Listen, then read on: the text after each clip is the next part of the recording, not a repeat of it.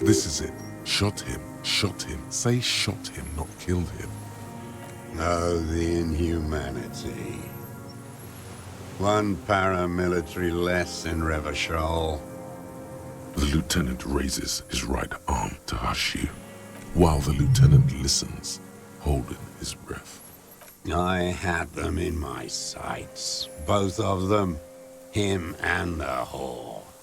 I was breathing with them, in phase, and I pulled the trigger and flew on the air until I landed in his mouth. I didn't think I had a shot like that in me anymore. I did. I saw him kneel there with his mouth full of death, and that stupid look on his face. And his dick still in her. Nothing. I went to sleep. Next morning there were Maybells everywhere. The world was white, or what's left of it anyway. My last spring here. I knew the fascists would come to avenge their own, and so they did. Mr. Dross, are you aware you're confessing to murder? Yes. And you were looking at Dan, the victim and a young woman, having sex, through the scope of your rifle that night, before you shot him? The old man nods. Why? Because that's what they were doing. The motive. This is where the motive is going to come from. I don't understand. Do you, detective? I'm always looking. Are you always looking through the scope of a rifle? I'm just trying to understand. A rifle scope has the best magnification. And if you don't like it? Click. Yes. Think of it as a form of critique. He will not stop now. These dialectical materialist types never do. Exploit it. You got him going. Connect every little piece now. Wrap this up like a gift. Them fucking. I didn't like that. Jealousy is a reactionary concept. I didn't like the Reaver enjoying himself. Drugged out, soothed in the arms of a young woman. I wanted him to die so he could not enjoy life anymore. For him to stop reacting to stimuli, to be broken off from the world, cordoned into darkness. And I wanted to see his head explode. That too. She should know better than to hold a child murderer between her thighs. I knew he'd be there for one more second, writhing. That's all it takes for the bullet to reach his head. Now that I think of it, I wasn't aiming for his mouth. I wanted his brains to spill out on her. But you can't have everything. Since she came to Martinez, I saw her sneaking in the reeds early in the morning, behind the Fell building. It was dark, still winter. She didn't have her skimpy outfit on then, just a spot in the night, moving. Past the Fell building on the coast? What was she doing there? Hiding something in the water. She had a fag after she'd done it. I was up in the ruins there. She couldn't see me, but I could see her, smoking. She was nervous, but not scared. Her passport and tickets to Villiers. And from there to Cachet Brut. In the free state of Seminine, hidden away at the edge of the earth, near the... Yes, after she'd gone. It was a submersible. Well made, actually. Sloppy. We should have gotten her to tell us about this. Did you take the documents? No, I put them back. Why would I take them? I'm not going to phone. Oh, I mean... I did. She had a face like an archipelago, with those birthmarks. And a body, hard and lean and bruised all over. Black and yellow. I could see she's taken a beating. I could see who she was, too. A spook. On the run. Revishal's the cloaca of capital now. All the bagmen and arms dealers end up here to do drugs and have sex like animals. You could tell she was a spook from the documents? She had different color hair on the photo, and glasses. Forged. Some sordid bourgeois affair. I've heard about this kind of thing on the radio. He's setting it up for you. The bruises, you can't make that out in a scope. You can't see bruises through a scope. It's just a blur. It quickly comes to you. Oh, yes. Cutting those drugs of hers into little lines with a knife. Masturbating Did you make that hole? with a clip-point knife. Good for listening in, too. For hearing the moaning and the snorts. Like that, too. Yes. Bending like a bow against the glass. I've been through all of Martinez. Every nook and cranny. Yes, that, too. The things they did in that little room. What she'd do to feel good. Funny the way light works. You turn it on inside, and it gets so dark out, you can't see a man looking in. I learned that in the 20s, when they were still hunting me. I've seen people do some shit, but... Those two took the cake. You hear the familiar scribble of the lieutenant's pen. A quick glance at you. How did you get in there? The hidden pinball workshop. I can just walk in there now after a good wash. I told you, they think I'm an antisocial. Closing hour is a good time. The kitchen's empty. You had to open the steel door in the kitchen? How? I got that open a long time ago. Some bourgeois game merchant lived there. I don't know, 15 years ago. He left spare keys all over, and I took one.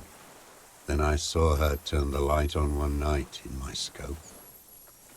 There's nothing to hold on to. Only this. It's not enough. The coals of his eyes glisten suddenly, like stones dripping with water. Is he crying? Man needs to feel something else. In this fight, it helps if you have your eye on something there. It's weakness, I know. No. I don't really know. I was there one night and she was crying, like a child, in the corner of her room on the floor, like she does sometimes, the day after I killed him. Yes, I don't know why I do the things I do anymore. Maybe, I told you, I have holes in my brain now. I wouldn't just sit here waiting for you. If you came 10 years ago, I would have killed you. In the silence, the lieutenant draws a line in his notes, then nods at you once more. Her. The lieutenant nods at you in acknowledgement. Where is she, that Clasier? I haven't seen her there for days.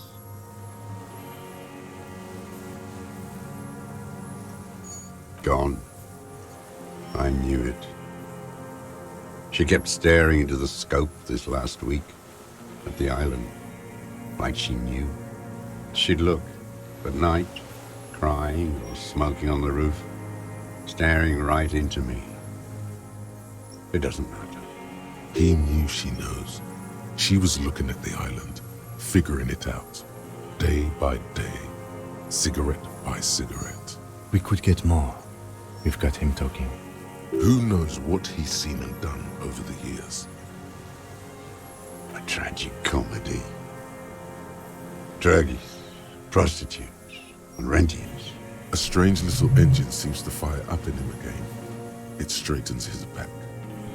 The familiar put-put-put of hatred. Specifically, the whole city is a charnel house. Stripped clean and draped in neon. But Martinez, Martinez is the worst. Because of the racists. Everyone is a racist in Martinez. It's their favorite thing to do in the whole world. Listening to race-themed radio shows. In the ruins, in their lorries. Pumped full of steroids and Radio Revachol 92. Race this, race that. It's all sanctioned by that Social Democratic Union and the farce of a Social Democrat who runs it. Yes, the fly larva in his container. He let some nihilistic advertising yuppies erect a statue of Philippe III, a syphilitic murderer, on the town square, to spit on the working class. Not since the serfs of ancient Pericarnassus has history produced a more inert social class than the Martinez proletariat. The rest of Revachol at least pretends to rebuild.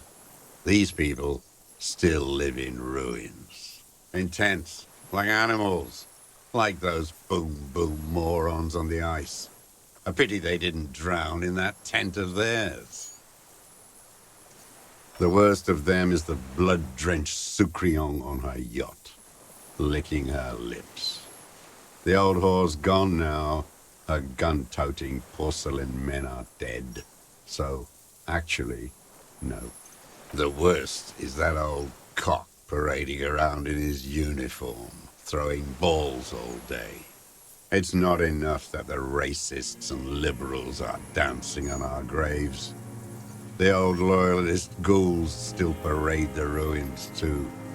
Every morning he's there, while the parasites he fought to protect are off in Ozon, or Koyamoran, or some other island they built their palaces on, feeding on drugs and having sex with their own children. That's all the rich really want. Sex with their own children. Throughout history, even the royal bloodline of the suzerain, it's all just an excuse for them to have sordid sex. At least that old cunt, Frisell, is now dead. We did good when we pushed him under that horse car. If only, in the 30s, those disco whores. The disco whores are too much. Hatred shuts down his brain's language center, leaving only a nonsensical sputter. There was something about a statue and nihilistic advertising agency people might be worth investigating. Every fucking morning for 34 years, throwing that ball. One ball against the other. I've always loathed that game. That is not a working class game. I don't care what they say on Radio June. Royalist ghouls played like it was life itself. Click-clack across the water each day. And that uniform, like a parrot's plumage. I won't even mention that he's a traitor to his race. A petanque maniac race traitor. I remember him. I remember him from La Noce. Not him personally, his make and model. There were tens of thousands of them. I thought we took them all out before the liberals came to their rescue. We missed one. That one. There doesn't seem to be a single person under the pine today. Not even Fat and plump, like a pheasant. Just begging to be popped off. Please, Mr. Dross, shoot me. Not yet. I like to look at him strut around, place the crosshair on his medals, right on his face, and just fiddle the trigger. Think about it. Let the bomb melt in my mouth. Save the treat for later. He is a juicy bonbon, that one. A real treat for the black day, the blackest. When I put that gun in my own mouth, I think, no, Don't waste it. Put this lead in that cock, Rene. For the boys he killed.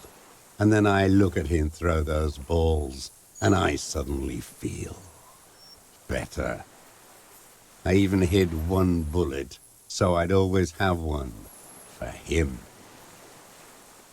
Haven't seen him around lately, strutting around. Must be down with arthritis. I hope it hurts like hell. I hope he sweats blood. No. I waited too long. I waited too long, and now he's dead? I'm sorry, Mr. Dross. I understand you knew him for a long time. They're all dead now. Fuck it. If he really wanted to kill him so bad, he would have done. There must have been 1,000 black days on these islands. His health ailing. And I blew them all. What does it matter now? He's gone. Ancient dust. All human beings care about each other. I cared for seeing his head explode. And now, God damn this world. Fuck you. You think I haven't seen people die? It's all I've seen them do. Fuck and die. All the other plans we had. To love. To colonize the Pale. It's all fucked. He's not okay. This is just another black day in a row of black days. Something strange is keeping him together, making him endure. An idea told to him by grown-ups from radio towers and leaflets in beautiful print when he was still a teenager. Everything is possible if we fight.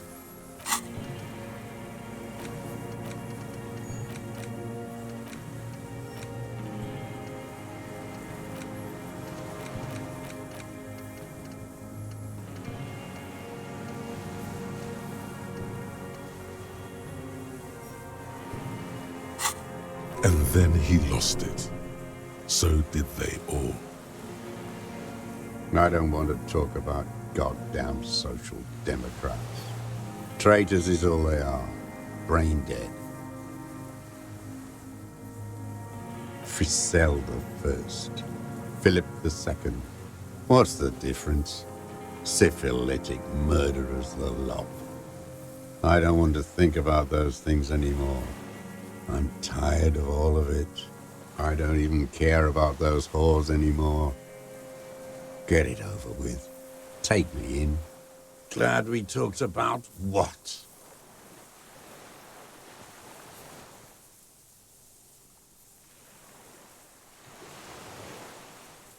His lip cut. Glad we talked. I ain't going anywhere.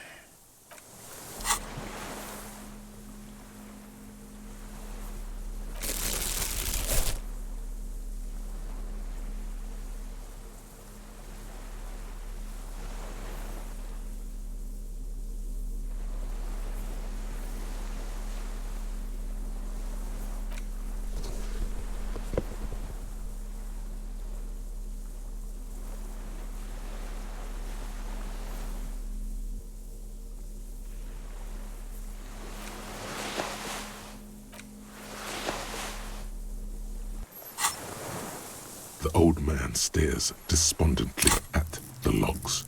It's like he's forgotten you're there.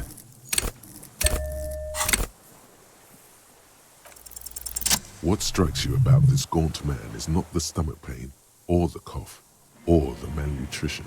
For a man who's spent 44 years hidden in the urban wild. Indeed, he speaks fluidly. His movements are rapid, if erratic. His voice, despite the cough, is there. It is capable of expressing complicated ideas. Above all, he seems animated. It's a mystery. This animation comes at a cost too. Erratic hand gestures, thought processes cut off like threads as he just stares at the logs or the reeds. He also suffers mood swings, bubbling to the surface, unconstrained by his nervous system. You've seen demented people before. This feels similar, yet different. When his thoughts move, they are lucid, keen even. not senile. No, I'm not okay. I shit blood, and I'm surrounded by insane people. There it is again. Erratic hand motions, bouts of rage, and the stomach thing too, of course.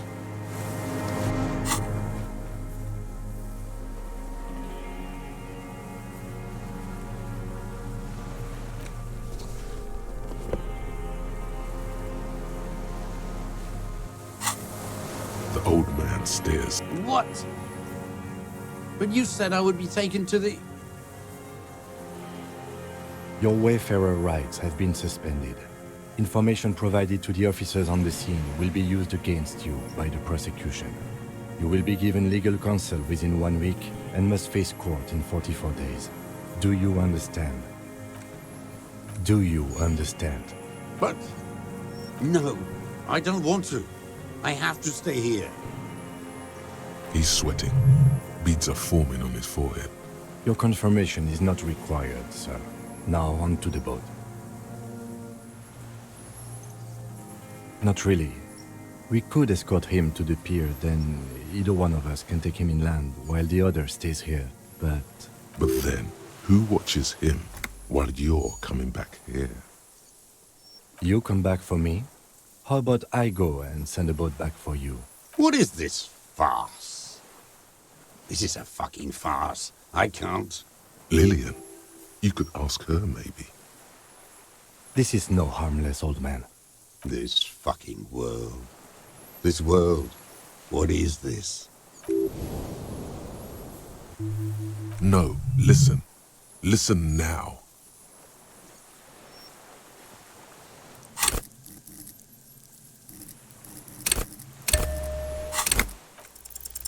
There it is again, to your north, as it has been since you came to the coast.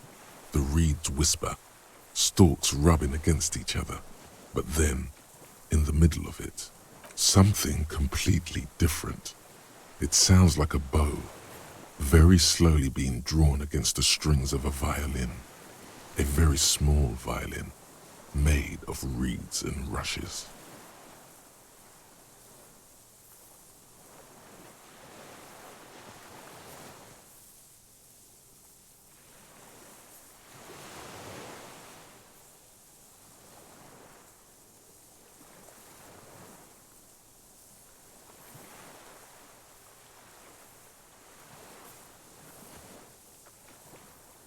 Maybe there is room for 3 on the boat.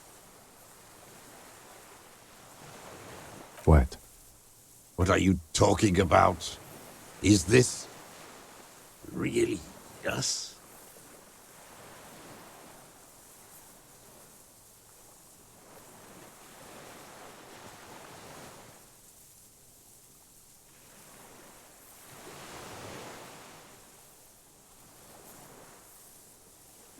Your skin crawls.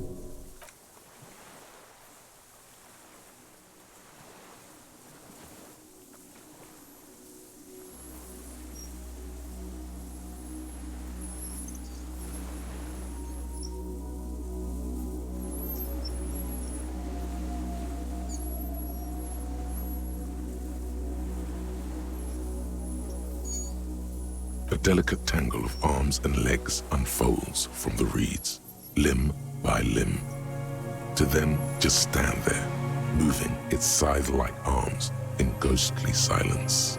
What are you talking about? There's nothing there. The stick insect is over 3 meters tall. It looks straight at you with its tiny pinprick eyes and its grotesquely small head. You feel your legs shaking under you and your gun hand move to your holster to grab the gun. Tell me what you see, damn it. I can't make out one small thing in the reeds. I can see it. 4 simple words, thank God. If he can see, then you're not insane.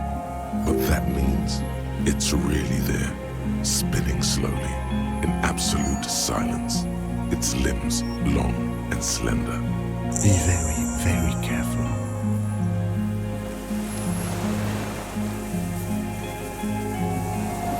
The creature stands on long stilt-like legs, antennae hanging from its head like a woman's hair, white and curled at the tips. It is no more than 5 steps away from you. Reed-like tufts stick out of its joints. As the insect moves its forearms, it produces a faint hiss, like a reel-to-reel machine spinning after the tape breaks.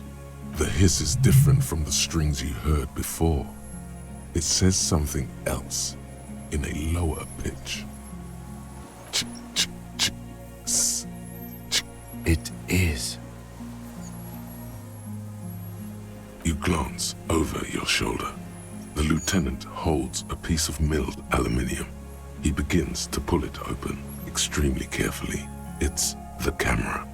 No, the flash will scare the creature off. Warn him now. We need a photo. No one will believe us. From the corner of your eye, you see a sudden cascade of motion ripple through the phasmid's limbs. A series of ultrasonic clicks fills your ear. I won't be one of those fools who didn't take a picture. You see the phasmid turn to him, its mandible antennae reaching out. Its motions are quick, sudden. Shh.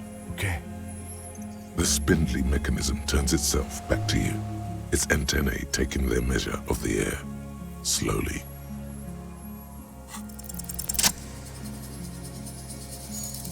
Slowly, with your breath held, you take 2 small steps toward the phasmid. The creature lets out a series of ultrasonic clicks that swarm around your head like swallows. The tracheal system on the creature's abdomen expands in front of you to take in and expel air. It's smelling you. Hissing and clicking, it extends its mandible-like antennae to greet you. You're right below it now, looking up at the colossal chitin of its white limbs. The head of the creature is crowned by reeds, and its eyes are like small droplets of water. Maybe it is real, the pheromone. About now, he is ready to believe in anything. The insect's head is crowned with reed-like scales, the shape of seed heads. They rustle as the air moves. The ventricles at its abdomen continue expanding, like lunglets, breathing you in, your sour, greasy semiochemicals on the breeze. The insect stops its stridulation, seeming to observe you. Below its crown of reeds, little pinprick eyes detect motion, glittering. The world stands still around you. Suddenly, there is silence. As you do, the invertebrate comes to life, its limbs moving independent of each other, as if each has a mind of its own. They are white, like stalks of porcelain, knitting above you, praying to you.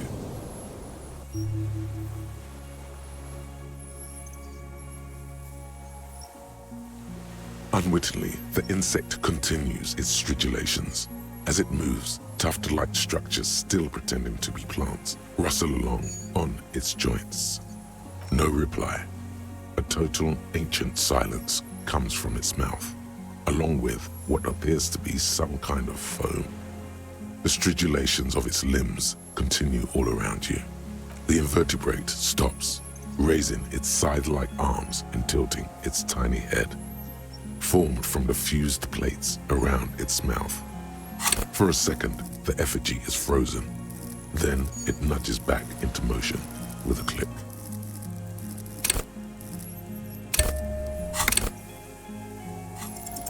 I exist. Tell me what it's like for you. Yes, holy is the Lord of hosts, and all the earth is filled with his glory. Now, I will tell you what it's like for me.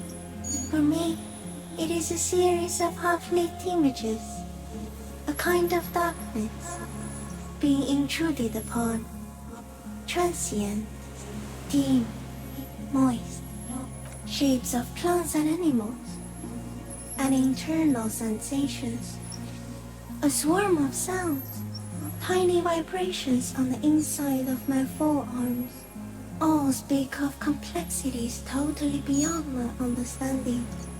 I am at the end of a narrow funnel, weightless, so light, it only feels like something to be me. In truth, perhaps I'm nothing. I certainly do not have a soul, and if I did, it would never ache. Are you sure? Sometimes, when molting, I will grow a lost limb.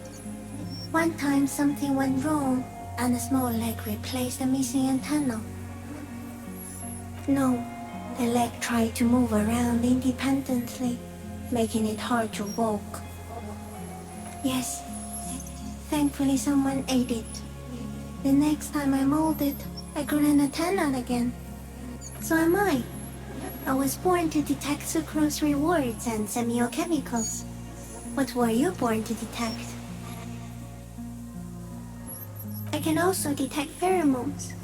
The ones on you tell me that you will not eat me, and that I will benefit from your closeness. In short, I love you. No, you are awake. I am real. Light is forming me. This is real. Not even the birds know that. Not even the water lily. You can also eat it. If it's a leaf, you can put it in your mouth. Yum yum. Or read. Wait, so Yes, they don't mind. Yes, I once cloned myself and ate the little ones. It was winter, and I woke up at the wrong time. It was an accident. I am an unknown species of the order Phantasmodia, endemic to the Insulandian Insula. For the last 350 years, I have hidden in plain sight, masquerading as the reeds, molding, cloning myself, unfolding at night to play with trash bins and boys. I went unnoticed by the first settlers and the land surveyors of the suzerain. Also, by the soldiers of the revolution and the officials of the occupation. Even the Seminese islanders who came here first, but did not stay, have not seen me. I have stayed hidden through 4 forms of government and 2 scientific revolutions, until I was accidentally discovered by a detective of the citizen militia in Rebelshaw, district of Martinez, March 51. No, you are. The moral of our encounter is, I am a relatively medium life form, while it is you who are a total extreme madness. A volatile senior nerve system ominously new to the planet. The Pale too came with you. No one remembers it before you. The Nidarians do not. The radially symmetrics do not. There is an almost unanimous agreement between the birds and the plants that you are going to destroy us all. It is a nervous shadow cast into the world by you, eating away at reality. A great, unnatural territory. Its advent coincides with the arrival of the human mind. You're a violent and irrepressible miracle. The vacuum of cosmos and the stars burning in it are afraid of you. Give me enough time, you will wipe us all out and replace us with nothing. Just by accident. We suspect it will be something like the oxygen holocaust that wiped out anaerobic life 2.6 billion years ago, when organisms first started breathing. Only much worse. instead of air, you exhale thoughts. There are no trees that eat thoughts. Everything your eyes touch goes back there, behind the nose mirror. What if you blink? Are we still here? Please don't blink. What if you misplace us all one day, or just forget? No, you're only thinking it now. This is a revelation.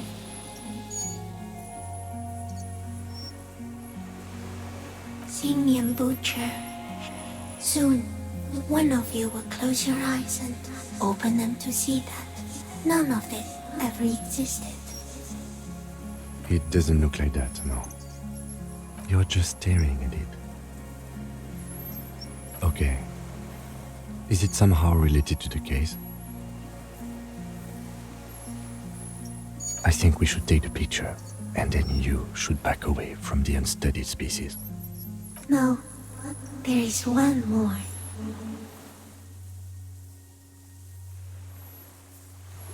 Thank you. I also have one more thing to say to you before you go. That woman, turn from the ruin. Turn and go forward. For freedom. She was hell on earth. It doesn't take a 3-meter stick insect to tell you that. Okay. There is no change in the insect's motion while it's being aimed by the camera. It remains fixated on you. In 3. If it moves, you jump back. I'll shoot. Here we go. 3, 2, 1. The shrill flash of the camera cuts the air like the blade of a sword. The phasmid freezes in its bright light. Head turned toward the lieutenant, hypnotized by the flash. It stands frozen before you. I got it. Immortalized. The limb before you is incredibly light, like eggshell. It's much lighter than a reed. You feel a soft push could tip the creature over. Its hollow exoskeleton collapsing. Warning! A sudden shiver passes the limb. Looks like the creature is awakening. Wave by wave from its stupor. Some sort of countdown process is happening. That's all you have time to think. The antennae hang from a great height. With your hand shaking, you barely touch the tip of the left whisker. On contact, the chitin curls into a spiral, like the tip of a poison ivy. Its touch on your fingertip feels cold, ticklish. It is surprisingly delicate, the curly end of the whisker, like a young vine. It's even a bit wet. Be careful, detective. It's moving. You were right. It glistens with some kind of moisture. The creature in front of you stays frozen. Another shudder pulses through the creature's limbs. It jolts back to life, like a record continuing where it left off, in a swaying, praying motion. Even the small black pearls of its eyes do not stray from you. As you're turning away, the phasmid mirrors your movements, stepping on the water, the long limbs carrying its feather weight without breaking its surface.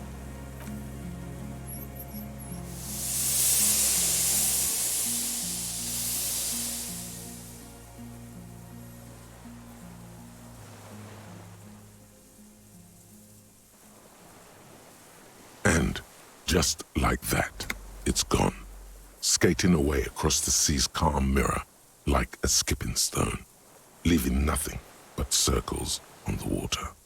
And something under it, in the place it stood, bobbing there, among the reeds, a collection of items. It's gone.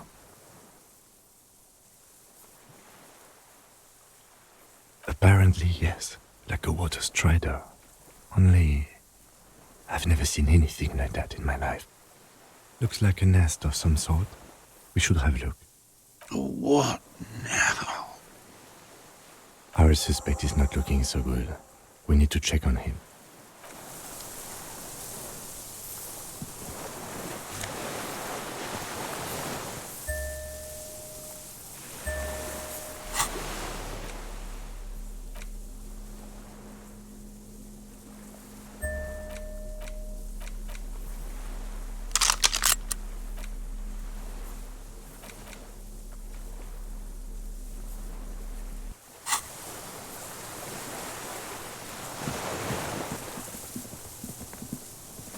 What is it? What do you want from me? I can't go. Something is very wrong with him now. See? Mr. Dross? The man does not respond. He keeps staring, black eyes glazed over and bulging from their sockets, his gap-toothed mouth shaking. The plastic cape feels coarse.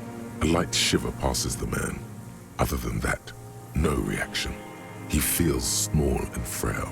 He's going into some kind of psychomotor immobility. The good news is, this solves our transportation problem, doesn't it, Mr. Dross? The trembling mouth appears to sigh. Between this and the broken tire he's used for a boat, I think it's safe to leave him here, while we go and get help. It will need to be medical first, I'm afraid. Old age and shock. Yes, the arrest and the appearance of the Phasmid, the combined stress. But you think it's something more than that, don't you? Quite a few things about that health check you did on him make sense now. He was energetic and articulate. After all these years alone, with little hygiene or medication, I would expect worse. He does not seem to be animated now it's left. Honestly, I'm ready to believe anything at this point. Maybe it is psychoactive. I mean, why not? It's 3 meters tall. That could be part of the shock. But you're right, something is off here. Mr. Dross. No response. Then how did we see it? Oh, you mean, whatever does this, does it over time? Teenagers, kids, drunks, sightings are brief, and hence not credible. But anyone who spends a long time with it. Mr. Dross, have you ever seen a stick insect pretending to be the reeds? The doctors will have to look at this. I hope your station has better medical personnel than 57. This is a little advanced for a nurse. He did seem distressed when it finally came to arresting him, like he didn't want to leave this place, and the insect maybe. I have absolutely forgotten to take notes. I hope I remember all of this. This will be one hell of a report. Thank God we have the photo. No one would believe you without it. He stares into the reeds. Your words don't stir anything in him. Perhaps you should. Nothing. Just dull staring. Not even rage left, wherever he is. If Kuno kicked it into the sea, as he said he did, the ebb would pull it back here. This makes sense. Mr. Dross could have picked it up. Or the Phasmid even. If it did, this is incredible. I lost... He turns his eyes to the reeds again, as he's done so many times. Beige and white stripes. He lost the scope. Then it somehow made its way over there. With the help of a magpie Phasmid. This sight is a T9, Mr. Dross. Was it attached to the rifle when you made the shot? Silence. Not even a sigh. The plastic cape flaps around his face in a gust of wind. His back is slouched and his mouth open. The blacks of his eyes are receding. His pupils are returning to normal. We should think about getting back to the mainland. To get help. He'll be safe here, if we don't take too long.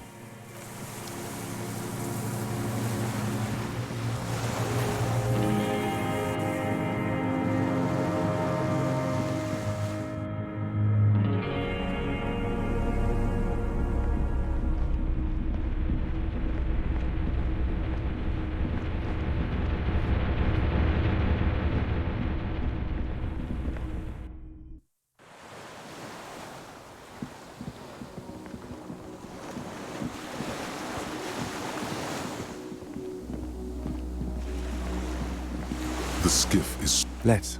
We are done here. The skiff rocks gently under your weight as you get in. The ride back is uneventful and quiet, but for the sound of conversation on the water, there is someone inland waiting for you. You reach the jetty and climb out of the skiff.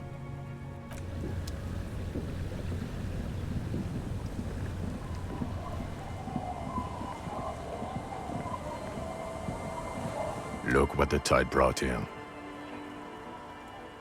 I want to call you a teapot, but I'm honestly kind of impressed. No idea where you got all that gear, but there's no doubt in my mind that some bad people are looking for it. Also, you look like a fucking idiot. Whatever this is, it is completely unimportant compared to what you've just seen. This is the man with sunglasses from the whirling in rags. But where are his sunglasses? That's right. And you're some kind of murder machine. Oh, really? They don't seem bothered by it? That's because you're a cop in an exoskeleton. Actually, are you? Are you still a cop? There's so much disco going on, it's hard to tell. Vic, calm down. We're not forgetting about anything. Look at you. Hello, I'm Trent Heilerstein. I believe we've met on several occasions. I'm your goddamn partner, Jean Vicomar, and this is your special task force. Or what's left of it. Special Consultant Trent Heilerstam, Patrol Officer Judith Minot. Hi. We've come to scrape what's left of you off the pavement. Lieutenant Kim Kisuragi, Precinct 57. We've just come from the island, where our investigation led us. The scene is making even him feel as though he has to justify your actions. We might need your help with something later. As if he recalled that he's in fact a decorated police lieutenant and not a naughty boy. But this is clearly a departmental matter, so I'm going to leave you to discuss it among yourselves.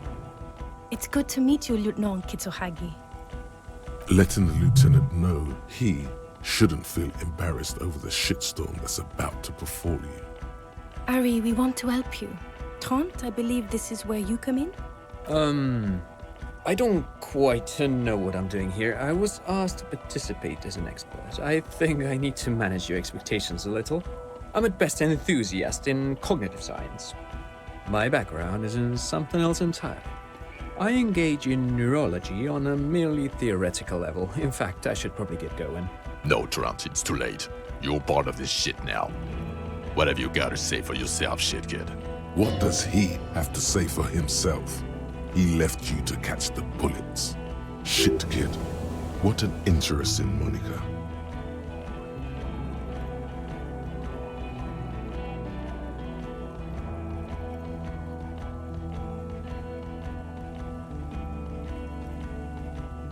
You. Shit kid, that's you. Despite all that you've done, the deserter, the phasmid, the case. No, because of all that you've done. The cafeteria manager you fucked over told us where you went.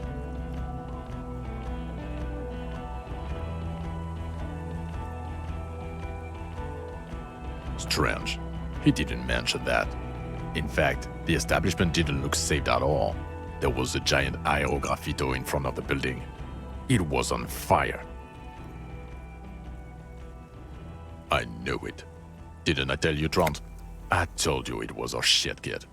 The line is from Lou Giatun's Mirova 82, isn't it? About girl-child communism, the titular returning character to ghost the apparition of... Good choice, Harry. He is correct. It was the Seraillese poet Lou Giatun who, in the 50s of the last century, composed her. Don't encourage him, Trant. Okay. Guilty as charged. I heard you'd lost your mind and your memory. I wanted to see if it was true. And it was. Good work, Harry. You're insane now. There's one less person for me and everyone else to rely on. He was too sarcastic for you to realize who he was. Did you? Or did you literally not recognize my face? We've been partners for how long, Harry? Don't answer that. You don't remember. Absolutely no idea. 100 years?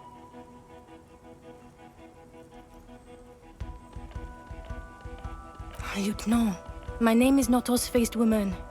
It's Judith Minot. I was assigned to your unit 2 months ago. I thought we were friends. Right, sir. Yes, I'm Trent Heilerstein. I never said I wasn't Trent Heilerstein. Mikhail? Mikhail is my son. No problem. What indeed? I was asked to share my take on some of the more obscure theories developed in Königstein in the 30s, like partial psychotraumatic amnesia, group personality theory. He's here to see if you're insane. He is smart. Let's move on. God damn it, Harry. You told us to fuck off. You said we're cramping your style. You're detective god. Fuck everything. All will burn. Detect or die.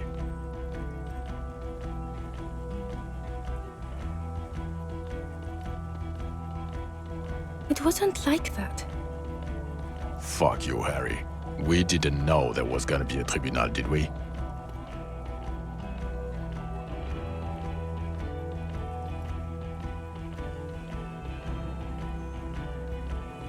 Oh, you think it was cool you saying that?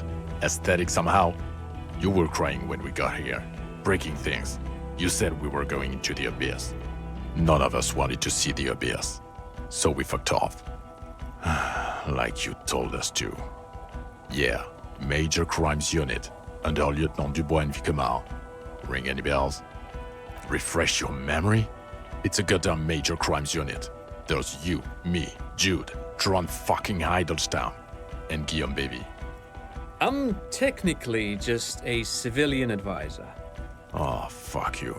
You're part of this shit show. Oh, that's an interesting story, actually.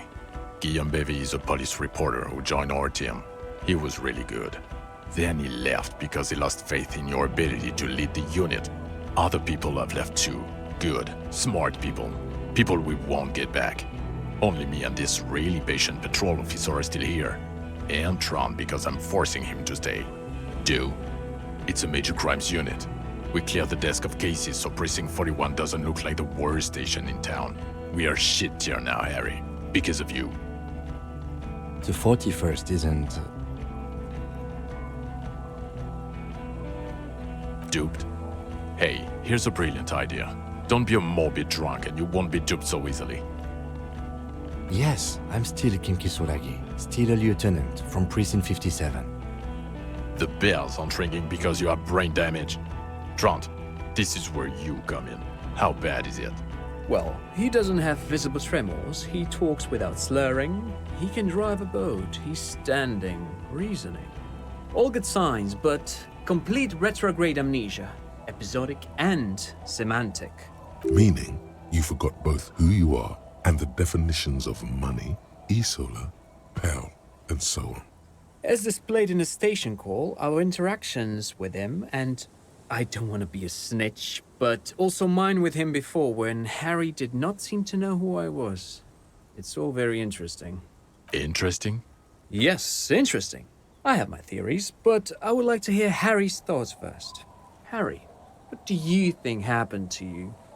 Neurologically, psychologically, and why not socioeconomically?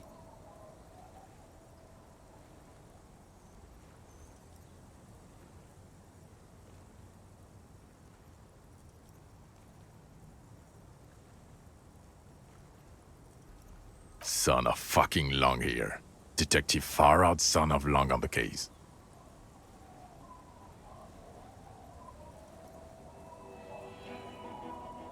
He has indeed had the possibility before. I have trouble believing him, of course, but he seems to want to convince himself of it. And I've seen him work. His methods are unorthodox. With all due respect, Lieutenant, you're bewitched by the shit kid. It happens. What doesn't happen is a cop wiping his own memory to solve a case. In fact, it's not possible to wipe one's memory at all, even with the amount of pot and Pilsner he downs every hour. He's simply lying, or insane, or both.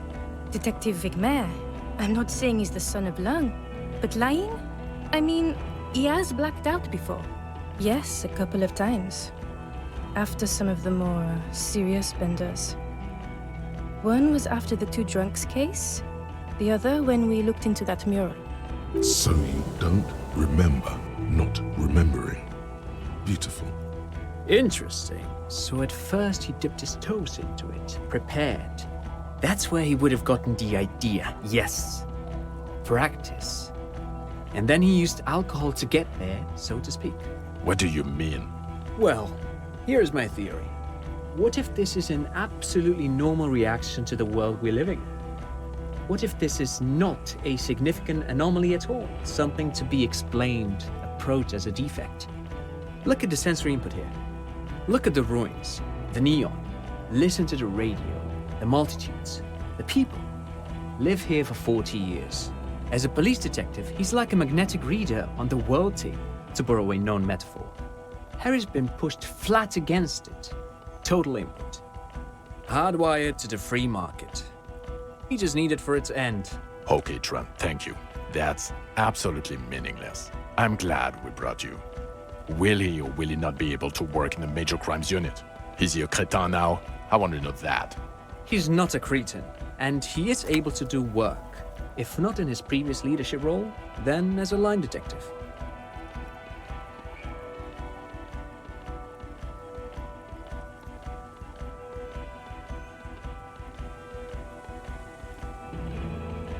For now, I misphrased my question. It should have been, is he able to put his clothes on and use the body? Or do we need to get him on a disability pension? Now nothing. Now we're just going to stand here. No, now we discuss that. What the fuck did you do to a motor carriage? Why is it there, Harry?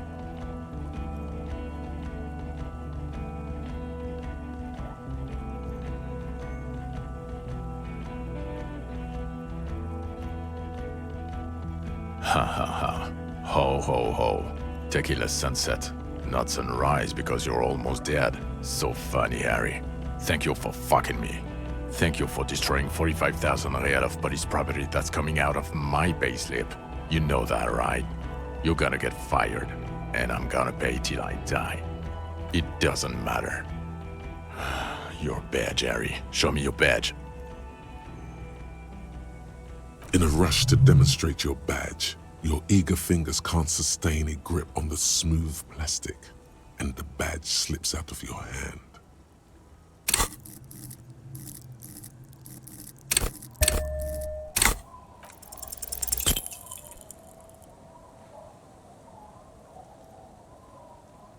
You juggle the badge for a second, unsuccessfully, and it lands on the ground, some 2 meters away. Ouch! You strained your elbow trying to catch that stupid thing. Damn it. He found it. He found it, Jean. It's his badge. And your gun? As if having your badge and gun are natural states, not achievements. What is it with all these material objects? He has it. And he didn't drop it. You're drunk like a bum, Harry. Put that thing away before you kill someone. I don't buy it. Why do you smell like a corpse then, huh? He's wounded. It's been a long week, and he's handled an actual corpse. I don't believe you. You're drunk. You let a suspect escape, a certain classier, because you were too drunk to assess a flight risk. We've read the reports, Harry. Lieutenant Kitsuragis. We know.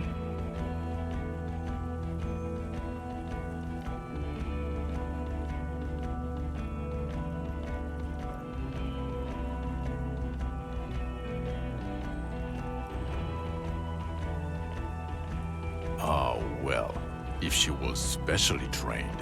I'm not even gonna get into the other suspect who also escaped. Yeah, Ruby's something. Or the fact that you're Everard Claire's little peony now, doing I don't know what for him.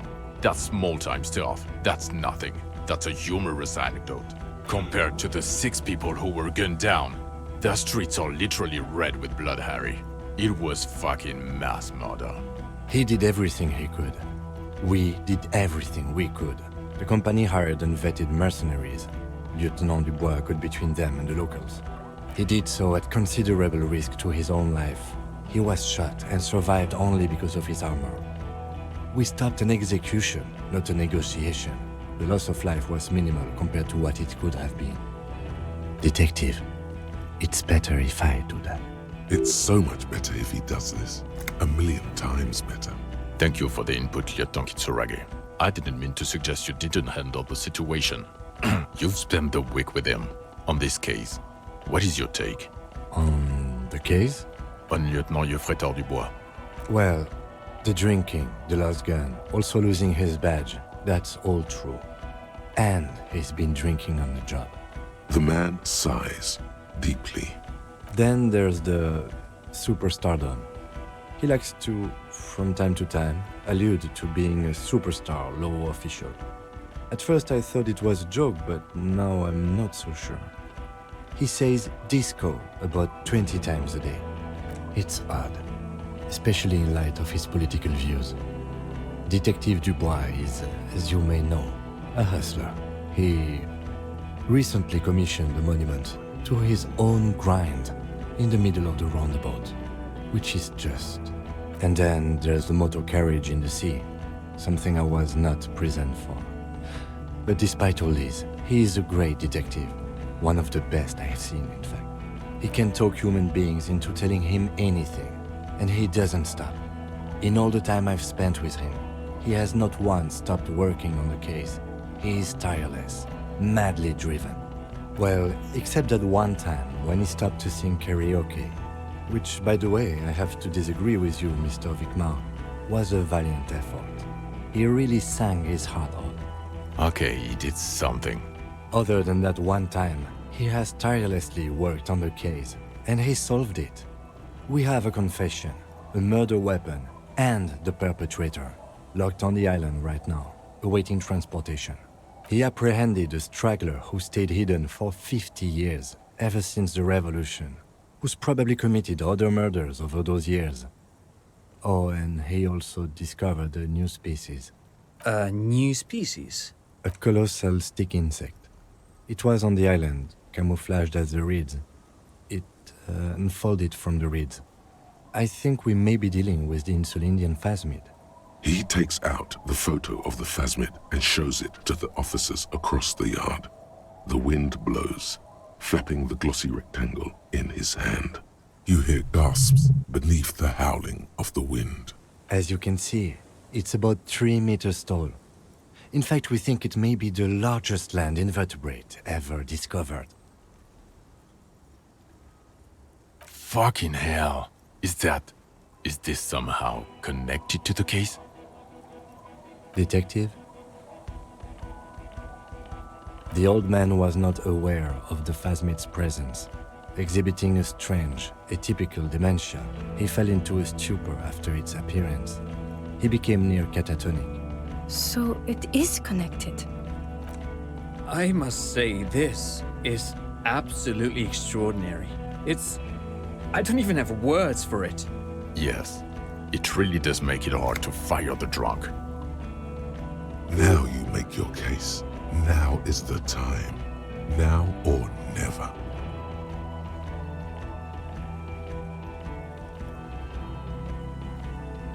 Lilianovich. A revolutionary matronym. The custom started in Grad, where they have patronyms. Krasovich, Lasovich, etc. The revolutionaries saw this as a chauvinist atavism, so they used matronyms, derived from the mother's name instead. This man's mother was Lilian, his Lilian's son, Lilianovich. The custom was overturned after the revolution failed, but not before it made it to Revachol. So, it is what a soldier of the ICM would be called. Thank you, Trant. Thank you for that piece of cultural theory. You said you have a motive? Of course, excuse me, I just thought it was noteworthy.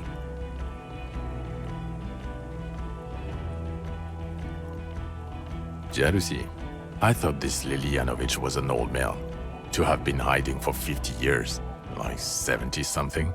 A strange psychosexual fixation, aggravated possibly by proximity to the phasmid and its chemicals. He himself gave a political reason, said he had killed an enemy combatant.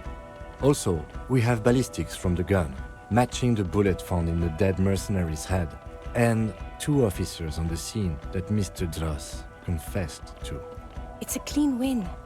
Oh, it's way more than that.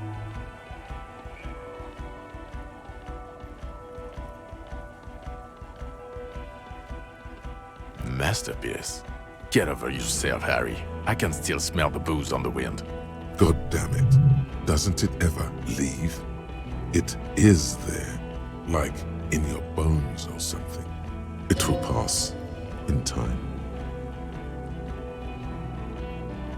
Female? What makes you think so? You had to see it. It had the subdued colors of a female, and the nesting behavior too, I think. Incredible. Were there eggs in the nest? Not as far as I could see. There were other things there, though. It's interesting time.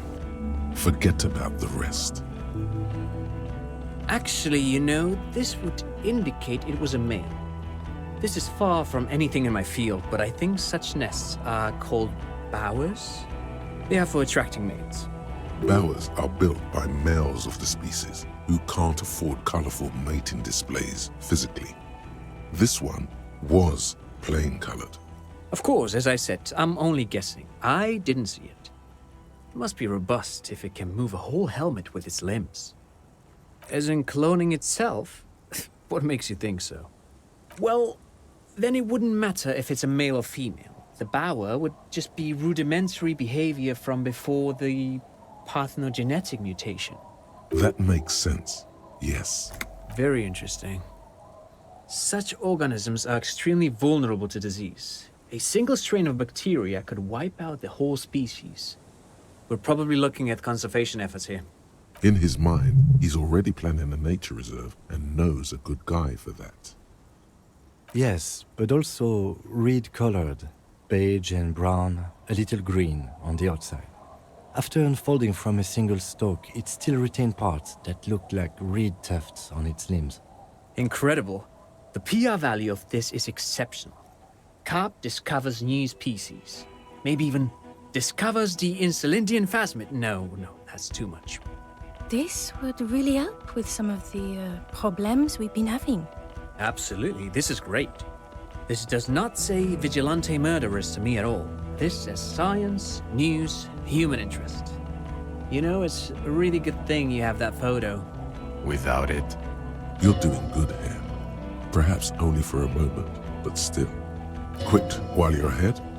Or no? yes. Fallen through a gap in a boardwalk. Drunk. The body was transported to Precinct 41, our morgue. I had Tilbrook and Mullins take care of funeral arrangements and family stuff. You're not the only cop in the world, Harry. This all comes back to us. Still, good work with the missing person, Detective. It's still a point for you. No denying it. I don't know what a Doom commercial area is. Why? That's not what you were supposed to do here. There was a fridge we needed and a possible witness. He was just chasing a lead and ended up advising a local shopkeeper. It was okay. Of course. Call it community outreach, right? Dodged the bullet there. For a moment, it seemed like you were just wasting time. How? It seems to be ongoing. I see red banners on the gates. He didn't quite solve it. He cross-pollinated information between the company rep and Evrard, until the rep came to see that the Union desires war, at which point Mrs. Messier decided to... What? Hand clear the terminal? Sounds like you got played, Harry, because you were off your tits on Al Ghul. It doesn't matter how we know about Al Ghul. What matters is, you're Everard Clare's peony now. Just as I said. He's a mob boss, did you know? It's not quite like that. The move allowed us to stabilize things here. It was not bad for Martinez, and we don't owe anyone anything. Okay.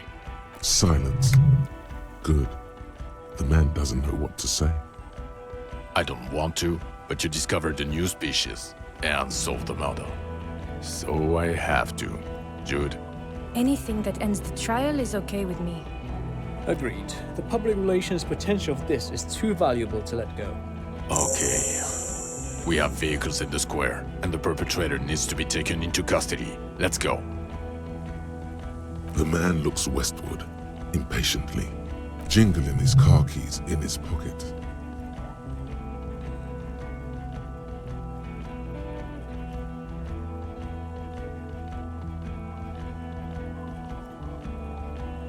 No. You're too unstable to work for a mob boss. You're suicidal, Harry. No mob boss would take you. I assure you, I wouldn't consult for a corrupt unit. He would immediately backpedal out of it. I told you it's not that bad. Well, First, I will go back to my station and write the most detailed report anyone has ever seen. It will have to be good to cover all these. Then I will have a serious talk with my captain. Detective, we just stopped a small-scale war. Something is happening to Revachol. I don't know what yet, but it's going to be a hard spring for the RCM. We need to get ready, infiltrate, investigate. Talk to Captain Price? I'd rather not ruffle the feathers of two captains with my doom-mongering. Work with Price? I'm flattered, but I don't know if I... This truly came as a surprise to him. Not a bad one, but he's at a loss. Flattered? You're Lieutenant Kitsuragi. We would be flattered if you even considered. I would have to tie things up in GRIH first. But, I mean, whatever is coming, Jamrock will be more central to it than the harbor. And we also have a huge caseload, Lieutenant. Piles that we need to get back to. Mountains, even. I do like the sound of that. He's really considering it. Us? We're the bloody murder station, haven't you heard? We're the bad guys. No one likes us. That's not true. Jamrock is too big for one precinct. You are just understaffed. And everyone respects the 41st. You have Captain Price. Thank you, Lieutenant. You're being kind. It is an understaffed station and the district is too big, which is why we need to... Get back to it. We left Torsen and McLean to run the Sea Wing. It's not good.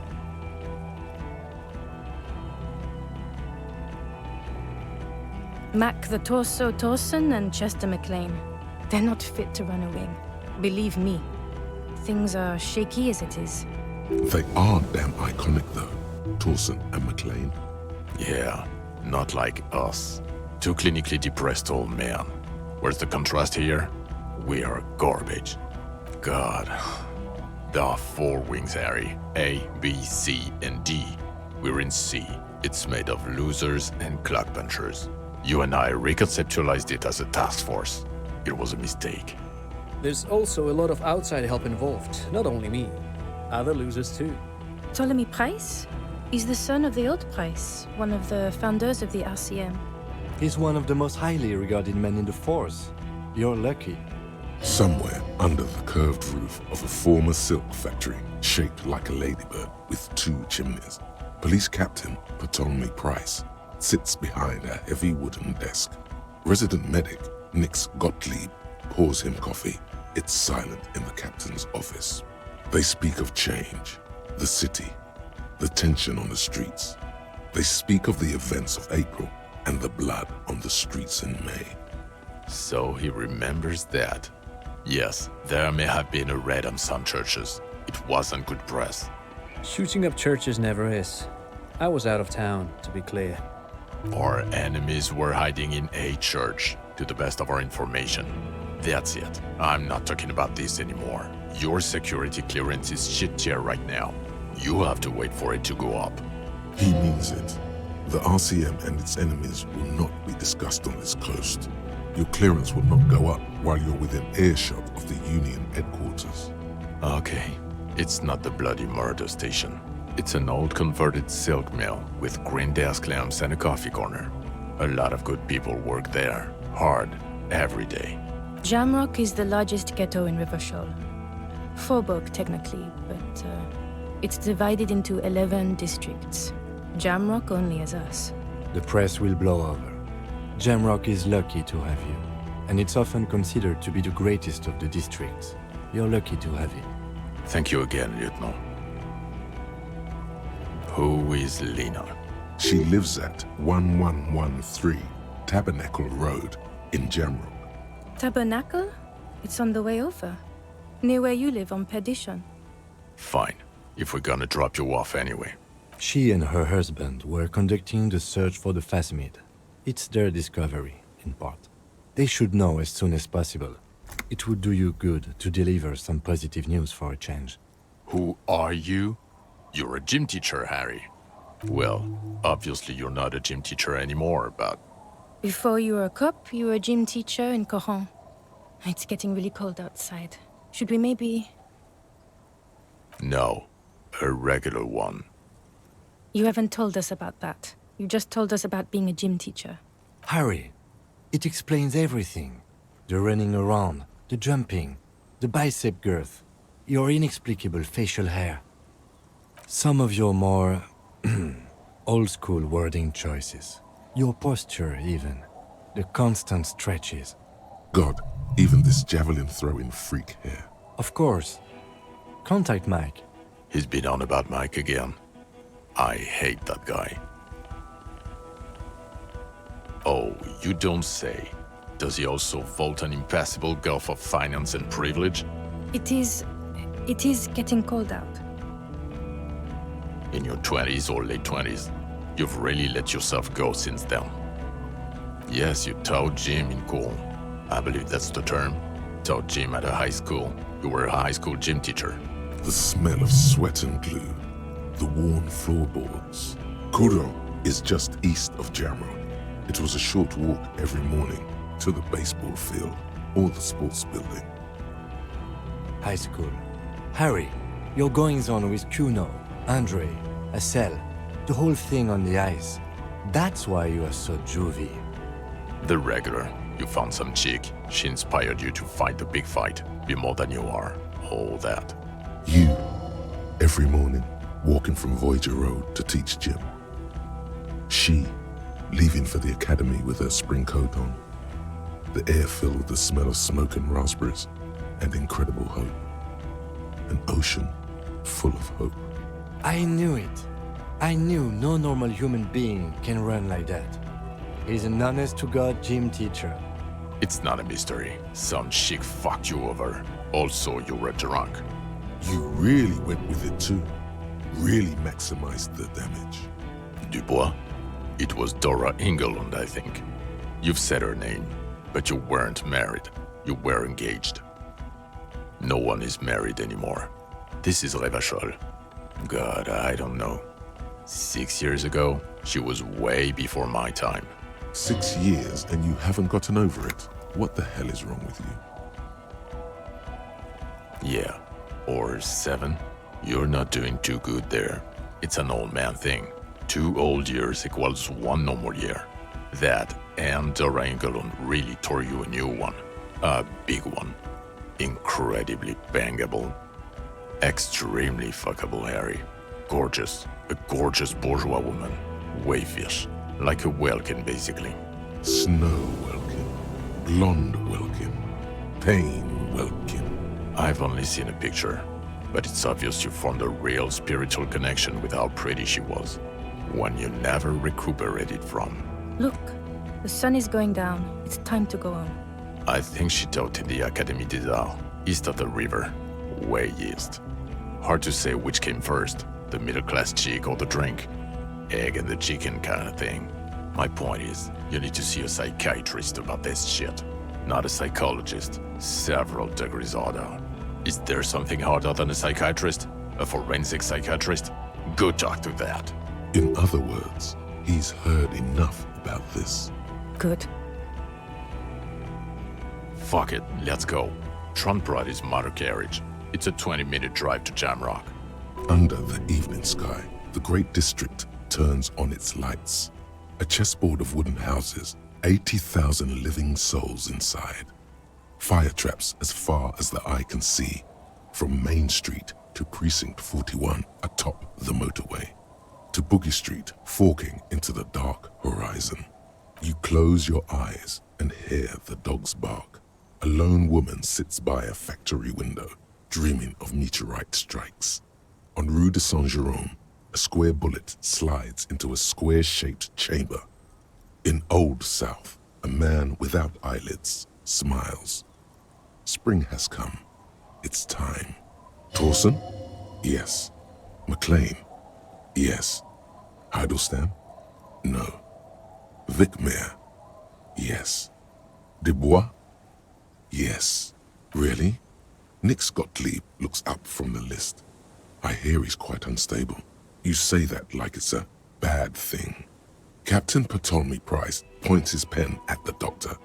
It's dim in his office, and the curtains are drawn. Harry's our man. He'll pull through. And when he does, he'll side with Revachol. Understood. Gottlieb returns to the list. Minnow? Of course. Wonderful. Then can we please just go back to Jamrock now?